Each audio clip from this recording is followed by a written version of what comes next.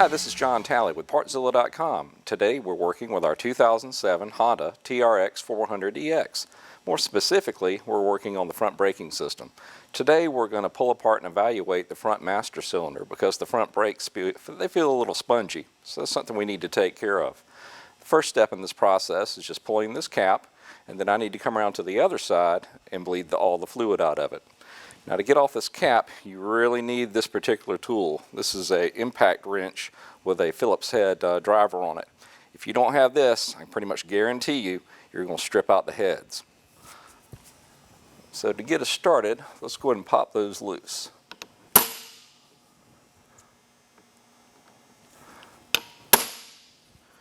Alright, now to get these pulled out, then I'm going to shift around to the front and go ahead and bleed the system.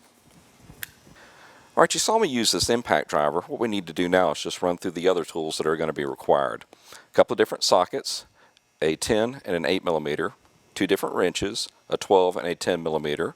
Then you want to have a set of pliers for the circlip, a needle nose, and then a couple of picks to help work out the circlip that's going to be inside the master cylinder.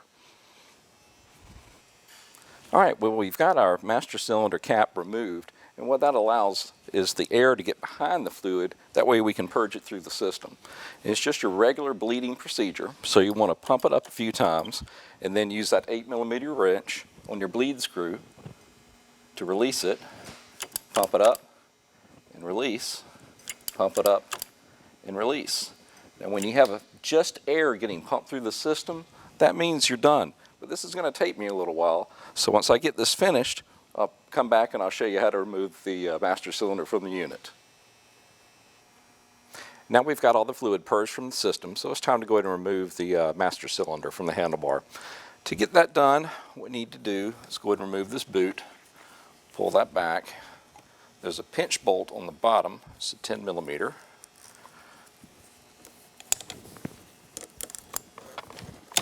Go ahead and pop that loose and just take it all the way off. Because like I said, it's just a pinch bolt. Now the actual pivot bolt is still threaded into the housing itself. So that'll need to come all the way up before you can get it to release.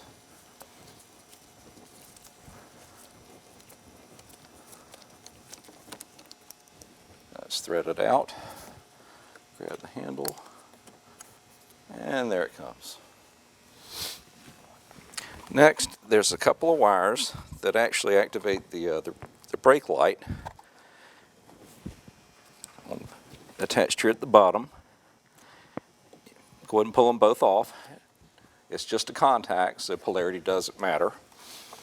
From there, I want to take off our main output hose. It's a banjo bolt. Remember, it has two washers on it. You don't want to lose those, otherwise it's going to leak profusely.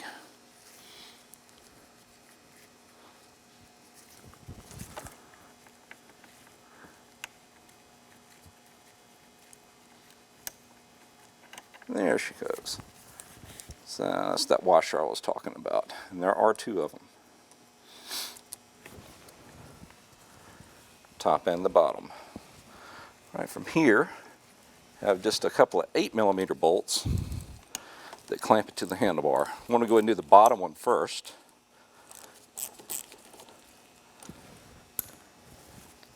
Get it removed. And give it just a little bit of a tap so you clear the throttle cable to get to the other one.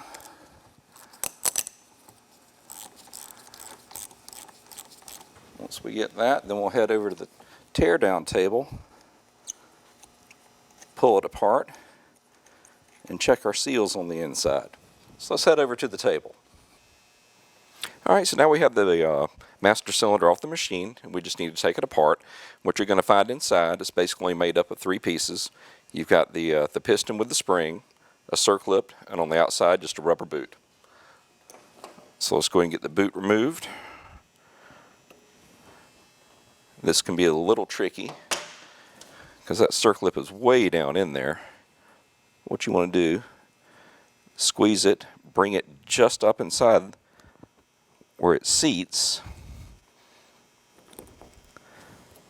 then use a pick tool to go ahead and pry it out. It can be a little arduous. Don't stick yourself with your pick tool while you're doing this.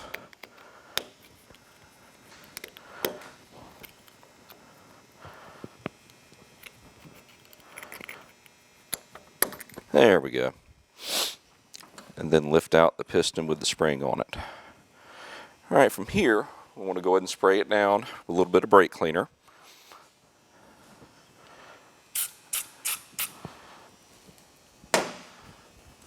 If you have compressed air, go and blow it out. Now we can take a look at the bore. Now what we're looking for inside the bore is to make sure there's no pitting. So you just want to inspect that area all the way down, particularly up to that edge. Make sure there's no pitting anywhere around inside. Everything looks pretty good. So now we can just get our new assembly, coat it down with a little bit of brake fluid. Doesn't take much. Just want to get the seals lubricated. Slide it back down into the bore. Grab our new circlip. The trick here is to get it just inside the bore and then push it down with our pick tool. You want to keep pushing till you hear it click into position.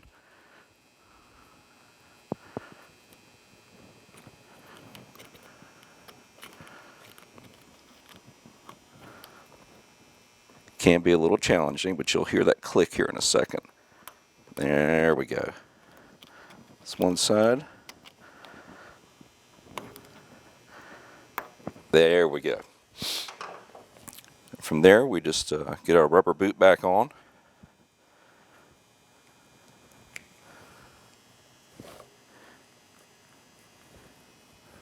And now she's ready to go back on the machine. So let's get it mounted back on. Alright, now with our master cylinder rebuilt, installation is just the reverse of removal. What we had were just these two 8mm bolts which connected the clamp to the handlebar. Once you pull it back up into position, make sure that the joint where they come together is in line with the handlebar itself. That'll tell you that you've got it in the right position. After that, you connect up these two wires for the brake light. And remember, the polarity is not important, so it doesn't matter which direction they go. After that, reconnect your main line going down to the brake calipers. Make sure you've got the crush washers on the inside and the outside. After that, you just put in the main pivot point for the brake lever itself, thread it all the way through, and then cinch it up with the lock nut on the bottom.